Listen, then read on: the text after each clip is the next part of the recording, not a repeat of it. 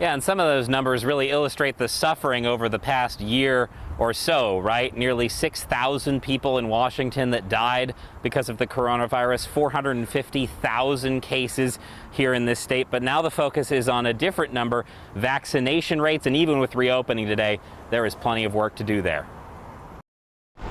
What a year, from near silent streets to a celebration of some normalcy. Look at people now, the people are happy now.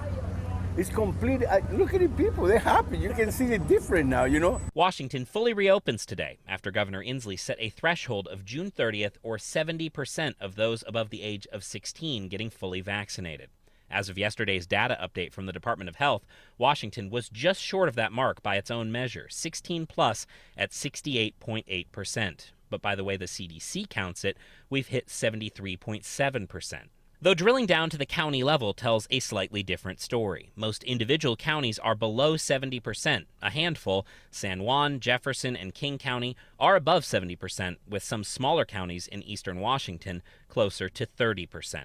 On their briefing call today, the Department of Health said that work continues. With reopening and the variants out there, and the majority of Washington counties that are still below that 70% vaccination threshold, what is your confidence level that we won't need to step backwards and reimpose restrictions in the coming months? Never say never, but I would say that the more we increase numbers of people across the state who have been vaccinated, the likelihood is less so every single day that you have to go back to a previous phase in the pandemic, and let's hope we don't have to go back. Because while the restrictions are lifting, the pandemic is not over. And the impacts are certainly on people's minds as we look ahead. And if we go back to where it was before, again, you know, the economy gonna drop again, you know. Yeah. We need to do this now for the economy, you know, people need to go to work.